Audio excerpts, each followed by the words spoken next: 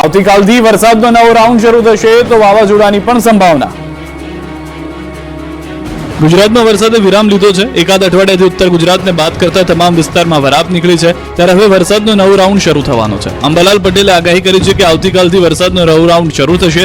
16-17 સપ્ટેમ્બરે ભારે વરસાદ થઈ શકે. પૂર્વ ગુજરાતના ભાગોમાં ભારે વરસાદ થઈ શકે. મધ્ય દક્ષિણ ગુજરાતમાં હળવા વરસાદની આગાહી છે તો સૌરાષ્ટ્રના ભાગોમાં પણ હળવો વરસાદની શક્યતા. અમદાવાદના તાપમાનમાં 30 ડિગ્રી આસપાસ રહેવાનો અંદાજો છે. જો ઉત્તરા નક્ષત્રમાં ભારે વરસાદ થશે તો ભારે નુકસાની થઈ શકે. કૃષિ પાકોમાં મોટા પાયે નુકસાન થઈ શકે. પાક પીળો પડવાની સંભાવના વધુ રહે. ધાન્ય પાકોમાં મોટા પાયે નુકસાની થઈ શકે. આ તરફ શરદ પૂર્ણિમામાં કાળા વાદળોમાં ચંદ્ર ઢંકાયેલો હોય તો વાવાઝોડાની સંભાવના વધુ રહે છે. શ્યામ વાદળોમાં ઢંકાયેલો રહે તો દરિયામાં ભારે હલચલ જોવા મળે છે. સપ્ટેમ્બર મહિનાના એન્ડમાં ભારે વરસાદ થઈ શકે. ઓક્ટોબરથી શરૂઆતમાં પણ ભારે વરસાદની વકી. આગાહીકાર રમણીક વામજાએ આગાહી કરી છે. નવરાત્રીમાં પણ ગાજવીજ સાથે ધોધમાર વરસાદ પડશે. નવરાત્રીમાં સમગ્ર ગુજરાતને ધમરોળી નાખશે. કેટલાક વિસ્તારમાં 2 થી 4 ઇંચ જેટલો વરસાદ થઈ શકે છે. દશેરા બાદ પણ પડી શકે છે વરસાદ. વિવિધ પ્રશ્નને લઈને ચેતર વસાવાએ નર્મદા કલેક્ટર કચેરીએ હોબાળો મચાવ્યો. નર્મદા જિલ્લાના કેટલાક પ્રશ્નોને લઈને આમ આદમી પાર્ટીના ધારાસભ્ય ચેતર વસાવા સહિતના કાર્યકર્તાઓએ હોબાળો મચાવ્યો. નર્મદા કલેક્ટર કચેરી મોટી સંખ્યામાં પહોંચીને હલ્લાબોલ કર્યો. એક આંદોલન સ્વરૂપે નર્મદા જિલ્લા સેવા સદન ખાતે પોતાના સમર્થકો સાથે સૂત્રોચ્ચાર કરતા આવ્યા. જિલ્લામાં 144 કલમ લાગુ છે અને આંદોલન માટે કોઈ પરમિશન પણ લીધી ન હતી. છતાં કલેક્ટર કચેરીમાં ટોળા લઈને આવતા ધારાસભ્ય ચેતર વસાવાને પોલીસે અટકાવતા ઘર્ષણ સર્જાયું હતું. પોલીસ અને આમ આદમી પાર્ટીના કાર્યકરો વચ્ચે ધક્કામુક્કી સર્જાઈ. ઘણા સૂત્રોચ્ચાર અને જાહેરમાં આક્ષેપો કરતા કલેક્ટર કચેરી માહોલ ગરમાયો. બાદમાં ધારાસભ્ય ચેતર વસાવાની કલેક્ટર અને અધિકારીઓ સાથે બેઠક થઈ હતી. તંત્રે વિવિધ પ્રશ્નોનું નિરાકરણ લાવવા માટેની ખાતરી આપતા વિવાદનો અંત આવ્યો છે. જરૂરી કાર્યવાહીની ખાતરી આપતા ચેતર વસાવા ઠંડા પડ્યા. નર્મદા જિલ્લામાં શિક્ષણની સુવિધા, હોસ્પિટલમાં મશીનોની અછત, રોડ રસ્તાની સુવિધા, રોજગાર અને પાયાની સુવિધાઓનો અભાવ હોવાની રજૂઆત કરી. સાથે જ ભાજપ દ્વારા ચાલતા સદસ્યતા નોંધણી અભિયાનમાં સરકારી કર્મચારીઓના નામના કાર્ડ બન્યા તથા સરકારી કર્મચારીઓને નર્મદા જિલ્લામાં સદસ્યતા અભિયાન અંતર્ગત સભ્ય નોંધણીનું કામ આપવામાં આવ્યું હોવાનો આક્ષેપ કર્યો. પૂર મુદ્દે વડોદરામાં કોંગ્રેસની જન આક્રોશ રેલી. બોટ લઈને કોંગ્રેસ નેતા કલેક્ટર ઓફિસે પહોંચ્યા. વડોદરાની વિશ્વામિત્રી નદીમાં આવેલા વિનાશક પૂરને લઈને રાજનીતિ તેજ થઈ ગઈ છે. પૂર મુદ્દે જવાબદારી સ્વીકારી નગરજનોની માફી માંગવાને બદલે સ્ટેન્ડિંગ કમિટીના ચેરમેન ડોક્ટર શીતલ મિસ્ત્રીએ નગરજનોને આવનારા સમયમાં વિશ્વામિત્રી નદીમાં સંભવતઃ પૂર સામે ટ્યુબ, તરાપા અને દોરડા રાખવા માટે સલાહ આપી હતી. જોકે ચેરમેને આપેલી સલાહનો ચારેકોરથી પ્રચંડ વિરોધ શરૂ થયો. આ મામલે કોંગ્રેસ દ્વારા જન આક્રોશ રેલી યોજવામાં આવી. ટ્રક ભરીને લોકો સર સયાજીનગર ગૃહ ખાતે પહોંચ્યા. કોંગ્રેસના નેતાઓની સાથે સાથે પૂર પીડિતો પણ જોડાયા. વિરોધ વધુ ઉગ્ર ન બને તે માટે પોલીસનો કાફલો ખડકી દેવાયો. કોંગ્રેસના કાર્યકર ટ્યુબ, બોટ લઈને આવ્યા. રેલીમાં નાવડી, ટ્યુબ, દોરડા લઈ પ્રતિકાત્મક રીતે વિરોધ નોંધાવ્યો. બોટ અને બેનરો સાથેની જન આક્રોશ રેલી કલેક્ટર ઓફિસ પહોંચી, જ્યાં પોલીસ દ્વારા લોકો અને કાર્યકરોને અંદર જતા રોકવામાં આવ્યા, જેથી કોંગ્રેસ કાર્યકરો અને પોલીસ વચ્ચે સામાન્ય ઘર્ષણ થયું. કલેક્ટર કચેરીમાં જવા મામલે ઘર્ષણ થયું. ભાજપ, મેયર અને સ્થાયી ચેરમેન વિરુદ્ધ સૂત્રોચ્ચાર કર્યા. જે બાદ માંગણીઓ મુખ્યમંત્રી સુધી પહોંચાડવાની માંગ સાથે કોંગ્રેસે કલેક્ટરને આવેદનપત્ર આપ્યું. જે બાદ કલેક્ટર ઓફિસે જે રેલી પૂર્ણ કરવામાં આવી. કોંગ્રેસના મુકુલ વાસનિક, અમિત ચાવડા, શક્તિસિંહ ગોહિલ પણ હાજર રહ્યા. વડોદરા પૂરને લઈને સરકારે સહાયની જાહેરાત કરતા જ રાજકારણ ગરમાયું. સહાય મુદ્દે ભાજપ કોંગ્રેસના નેતાઓ એકબીજા પર આક્ષેપ પ્રતિ આક્ષેપ કરી રહ્યા છે. વિપક્ષ નેતા અમિત ચાવડાએ કહ્યું કે સરકારે જે જાહેરાત કરી છે તે લોલીપોપ છે. કોંગ્રેસ નેતા નરેન્દ્ર રાવતે આક્ષેપ કર્યો કે વડોદરાવાસીઓને 25,000 કરોડનું નુકસાન થયું છે. સરકારે સર્વે કર્યા વગર જ સહાયની જાહેરાત કરી. ભાજપે કર્યો પલટવાર. વડોદરા પૂર અંગે રાજ્ય સરકારે સહાય પેકેજની કરી છે જાહેરાત. વડોદરા શહેર અને આસપાસના વિસ્તારોમાં થયેલા અતિવૃષ્ટિના કારણે મોટા પાયે નુકસાન થયું છે. આથી રાજ્ય સરકારની કેબિનેટની બેઠકમાં મહત્વપૂર્ણ નિર્ણય લેવામાં આવ્યો છે. વડોદરા અને આસપાસના વિસ્તારના લોકોને સહાય માટે 600 કરોડના પેકેજની જાહેરાત કરવામાં આવી છે. આ પેકેજ હેઠળ ખાસ કરીને નાના લારી ગલ્લાવાળાઓ, દુકાનદારો અને નાના ધંધાર્થીઓને સીધી આર્થિક સહાય પૂરી પાડવામાં આવશે. આ સહાય તેમને ફરીથી તેમના ધંધા પુનઃસ્થાપિત કરવામાં મદદરૂપ થશે. ઉપરાંત સરકારે આ વાતની પણ ખાતરી આપી છે કે જેના ઘરોનું પણ નુકસાન થયું છે તેઓને પણ આર્થિક સહાય આપવામાં આવશે. લારી લેકડી ધારકોને ઉચ્ચક 5,000ની રોકડ સહાય, 40 સ્ક્વેર ફૂટ સુધીની નાની સ્થાયી કેબિન ધારકને ઉચ્ચક ₹20,000ની રોકડ સહાય, 40 સ્ક્વેર ફૂટથી મોટી કેબિન ધારકને ઉચ્ચક ₹40,000ની રોકડ સહાય, નાની અને મધ્યમ કક્ષાની પાકી દુકાન ધારકને ઉચ્ચક 85,000 રોકડ સહાય, માસિક ટર્નઓવર ₹5 લાખથી વધુ હોય તેવી મોટી દુકાન ધારકોને ₹20 લાખ સુધીની લોન પર 3 વર્ષ સુધી વ્યાજ સહાય 7% દરે ₹5 લાખની મર્યાદામાં આપવામાં આવશે. નુકસાનીને લઈને કેન્દ્ર અને ગુજરાતની ટીમ પણ સર્વે શરૂ કરી ચૂકી છે. કલેક્ટર ઓફિસમાં જિલ્લાના તમામ અધિકારીઓ સાથે ટીમ બેઠક પણ કરી હતી. કેન્દ્ર સરકારની ટીમ પૂરગ્રસ્ત વિસ્તાર ખેતરોમાં પણ સર્વે માટે જશે. કેન્દ્રની કમિટી અલગ અલગ જિલ્લાઓમાં પૂરની પરિસ્થિતિના કારણે થયેલી નુકસાનીનો સર્વે કરશે. ગુજરાતનો તમામ ગ્રામ્ય અને પાલિકાઓ, નગરપાલિકાઓ, મહાનગરોમાં સર્વે કર્યા બાદ આ રિપોર્ટ કેન્દ્ર સરકારને સુપરત કરશે. NIDMના નેતૃત્વ હેઠળ IMCTની કરાઈ રચના. સુરતમાં પથ્થરમારાના આરોપીઓના કોર્ટે રિમાન્ડ નામંજૂર કર્યા. સુરતમાં ગણપતિ પંડાલમાં પથ્થરમારો કરનારા આરોપીને કોર્ટમાં રજૂ કરાયા. વધુ તપાસ માટે અને ખોટી માહિતી આપતા હોવાના આરોપ સાથે પોલીસે 7 દિવસના વધુ રિમાન્ડની માંગ કરી, પરંતુ કોર્ટે પોલીસની માંગણી ફગાવી દીધી. કોર્ટે 23 આરોપીઓને જ્યુડિશિયલ કસ્ટડીમાં મોકલી દીધા. પોલીસે 4 આરોપીને 7 દિવસના રિમાન્ડ માંગ્યા. આ માંગ પણ કોર્ટે ફગાવી દીધી. 4 આરોપી પર ખોટી માહિતી આપવાનો આરોપ છે. કોર્ટે આરોપીઓના રિમાન્ડ નામંજૂર કર્યા. 23 આરોપીઓના કોર્ટે 2 દિવસના રિમાન્ડ આપ્યા હતા, જે પૂર્ણ થતા જ્યુડિશિયલ કસ્ટડીમાં મોકલી દીધા. 200 થી 300ના ટોળા સામે રાયોટિંગનો ગુનો નોંધવામાં આવ્યો. ત્યારે તોફાની તત્વોને ગૃહ રાજ્યમંત્રી હર્ષ સંઘવીએ ચેતવણી આપી, કહ્યું કે કાયદામાં રહેશે એ જ ફાયદામાં રહેશે. આવી કોઈ પ્રવૃત્તિ ચલાવી લેવાશે નહીં. કાયદો તોડશો તો કડકમાં કડક પગલાં ભરાશે. બીજી તરફ સુરત પથ્થરમારા મુદ્દે હવે આક્ષેપબાજી શરૂ થઈ. ગણેશ પંડાલ પર પથ્થરમારા અંગે રાજનીતિ શરૂ થઈ. કોંગ્રેસે મોટો આક્ષેપ કર્યો. પ્રભારી મુકુલ વાસ્તિકનો પથ્થરમારા અંગે મોટો આક્ષેપ, કહ્યું કે આ ભાજપનું એક ષડયંત્ર છે. ચૂંટણી નજીક આવે ત્યારે આવું ષડયંત્ર કરે છે. તો વાસ્તિકના આક્ષેપને સંઘવીએ ફગાવ્યા. સંઘવીએ સવાલ કર્યો કે શું હાલ ગુજરાતમાં કોઈ ચૂંટણી આવે છે? વાસ્તિક કેમ પથ્થરમારાનો ભોગ બનેલા અંગે મૌન છે? આ નિવેદનથી કોંગ્રેસની માનસિકતા છતી થઈ ગઈ, એમ પણ તેમણે ઉમેર્યું.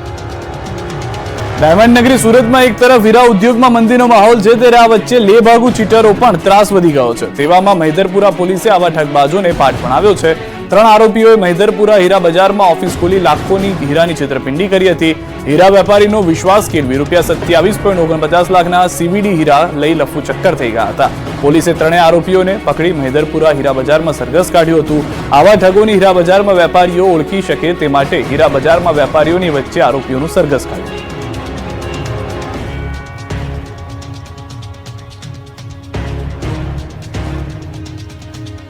ખેડામાં અડધી રાત્રે આઈસર ચાલકનો આતંક. ફિલ્મી સ્ટાઇલમાં 4 પદયાત્રીઓને ઉડાડ્યા. કપડવંજના ઉત્કંઠેશ્વર અરવલ્લીના બાયડ સુધી એક આઈસર ટ્રકે તરખાટ મચાવ્યો. અંબાજી જતા 4 પદયાત્રીઓને અડફેટે લીધા. આ ઘટનામાં ઇજાગ્રસ્ત થયેલા તમામ પદયાત્રીઓને નજીકના દવાખાને સારવાર અર્થે ખસેડવામાં આવ્યા. જોકે બનાવ અંગેની જાણ થતાં જ સ્થાનિક લોકો દ્વારા પણ આઈસરનો પીછો કરવામાં આવ્યો, પરંતુ બેફામ બનેલા આઈસર ચાલકે સ્થાનિકોને મચક નહીં આપતા ભાગી છૂટ્યો. સાથે જ તેણે રેલિયા ચેકપોસ્ટ ઉપર કરાયેલ બેરિકેટિંગને પણ ફિલ્મી સ્ટાઇલમાં ઉડાવ્યું.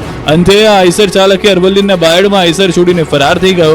આ ઘટનાને પગલે સ્થાનિક પોલીસ કાફલો તાત્કાલિક અસરથી ઘટના સ્થળે આવી પહોંચેલ અને પોલીસે આઈસરનો કબજો લઈને વધુ તપાસ હાથ ધરી હતી. મહત્વનું છે કે આઈસર દહેગામથી ટ્રીગાર્ડ લઈને મોડાસા તરફ જવા નીકળી હોવાની પ્રાથમિક માહિતી. નજીક આવતા તેલના ભાવમાં તેજીનો તડકો. કપાસિયા અને પામોલીન તેલના ભાવમાં ભડકો. રાજકોટમાં કપાસિયા અને પામોલીન તેલના ભાવમાં વધારો થયો છે. એક સપ્તાહમાં કપાસિયા તેલમાં એક ડબ્બા પર ₹75 વધારો થયો, જ્યારે પામોલીન તેલમાં એક સપ્તાહમાં ₹60 વધારો થયો.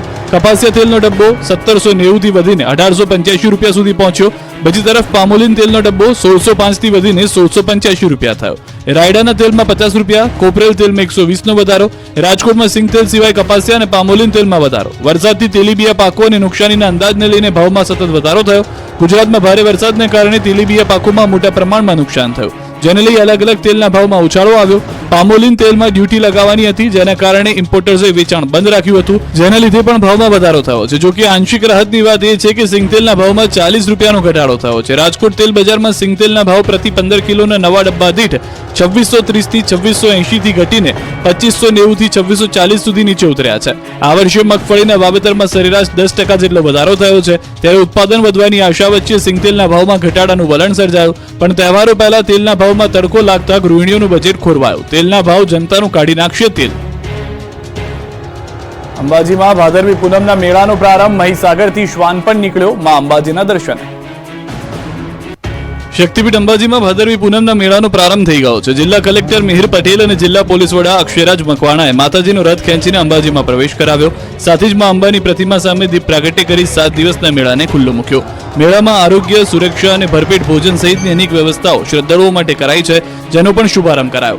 કલેક્ટર અને જિલ્લા પોલીસ વડાએ શ્રદ્ધાળુઓને જાતે ભોજન પીરસ્યું. લાખોની સંખ્યામાં પગપાળા સંઘ ધજા અને રથ સાથે મા અંબાના દરબારમાં પહોંચી રહ્યા છે. અંબાજી મંદિર પરિસરમાં ગઈકાલથી જ શ્રદ્ધાળુઓનો જમાવડો જોવા મળી રહ્યો છે. માઈ ભક્તો દર્શન માટે અંબાજી પહોંચી રહ્યા છે. બોલ માડી અંબે જય જય અંબેના નાદ સાથે ચાચર ચોક ગુંજી રહ્યો છે. ધજા સાથે ભક્તોનો અવિરત પ્રવાહ મંદિરમાં મા અંબાના દર્શન માટે પહોંચી રહ્યો છે.